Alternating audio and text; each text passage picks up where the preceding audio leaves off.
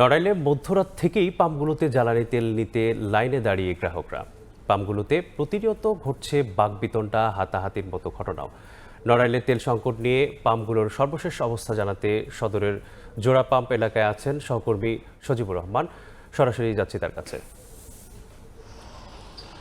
সারা দেশের যে তীব্র জ্বালানি তেলের সংকট রয়েছে, এই সংকট কিন্তু নড়াইলেও দেখা দিয়েছে। নড়াইলের যে পাম্পগুলোতে আছে, পাম্পগুলোতে কিন্তু জ্বালানি তেল নেওয়ার জন্য কিন্তু দীর্ঘ লাইন দেখা যাচ্ছে। আমি এই মুহূর্তে আছি নড়াইলে মাদ্রাসা বাজার এলাকার ফিলিং স্টেশনে। এখানে কিন্তু তেল দেওয়া হবে সকাল 10টা থেকে জ্বালানি তেল দেওয়ার কথা থাকলেও ইতিমধ্যে কিন্তু রাত থেকেই কিন্তু এখানে গাড়িতে যারা তেল প্রত্যাশী আছে তারা কিন্তু জ্বালানি তেল নেওয়ার জন্য যে গাড়ির লম্বা লাইন আমরা দেখতে পাচ্ছি। এবং পাশাপাশি যে কৃষক সহ যে অন্যান্য প্রয়োজনে যারা তেল নেওয়ার জন্য এসেছেন তাদেরও কিন্তু একটা লম্বা লাইন দেখা যাচ্ছে। এখানে একটু যদি বলে রাখি যে ইতিমধ্যে কিন্তু এই তেল নেওয়াকে কেন্দ্র করে একটি বড় ধরনের অনাকাঙ্ক্ষিত ঘটনা ঘটেছে, যে ট্রাক চালক ক্ষুব্ধ হয়ে অর্থাৎ তেল না পেয়ে যে পাম্পের ম্যানেজারকে কিন্তু ট্রাক চাপা দিয়ে হত্যা করেছেন।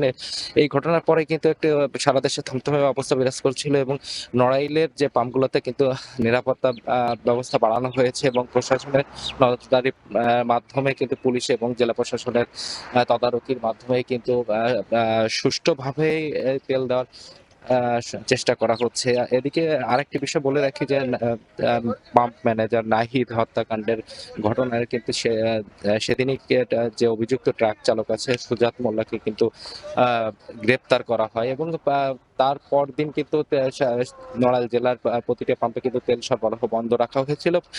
নিয়মিতভাবে গতকাল নড়াইলের বাকি পাম্পগুলোতেও তেল সরবরাহ করা হলেও তানভীর ফিলিং স্টেশন অর্থাৎ সর্দার যে পাম্প রবিউল ইসলাম স্বত্বাধিকারী মালিকানাধীন দুটি পাম্প ছিল, সেই পাম্প দুটোতে কিন্তু গতকাল কোনো ধরনের তেল সরবরাহ করা হয়নি।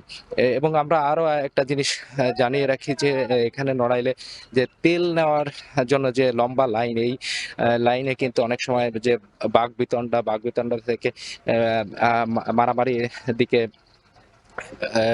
মারামারির দিকে কিন্তু মারামারি বা সংঘর্ষে রূপ নিচ্ছে অনেক সময় তেল নেওয়াকে কেন্দ্র করে। এবং যে তেলের যে গ্রাহক যারা আছেন তারা বলছে যে আসলে তারা তাদের চাহিদা মতো কিন্তু তেল এখানে কিন্তু তারা পাচ্ছেন না, অর্থাৎ দীর্ঘক্ষণ লাইনে দাঁড়িয়ে থেকে 7 থেকে 8 ঘন্টা দাঁড়িয়ে থেকে যে মোটরসাইকেল সহ অন্যান্য যানবাহন অনেক সময় আছে তেলের যে সরবরাহ, সেই সরবরাহ যে ঘাটতির কারণে তারা কিন্তু কাঙ্ক্ষিত তেলটি তারা নিতে পারছেন না। এবং আরেকটি বিষয় যে জ্বালানি তেলে যে অর্থাৎ এখন যে কৃষকের যে তেলটা অতি জরুরি, অর্থাৎ পাটের যে ভরা মৌসুমে, এই মৌসুমে কিন্তু পানিটা পানিটা কিন্তু অত্যন্ত জরুরি, যার কারণে সেচের জন্য কিন্তু এই ডিজেল জরুরি হলেও সেভাবে কিন্তু কৃষক পর্যাপ্ত পরিমাণ কিন্তু ডিজেল তারা পাচ্ছেন না। তা এইখানে প্রশাসন এবং প্রশাসনের থেকে কিন্তু সার্বিকভাবে নিরাপত্তা দেওয়ার মাধ্যমে এবং তদারকির মাধ্যমে কিন্তু চেষ্টা করা হচ্ছে যে যে এই যে তেল ডিপো থেকে আসার পরে যেন এটা সুষম বন্টন হয়, এবং এই বন্টনের মাধ্যমে কোনো ধরনের যেন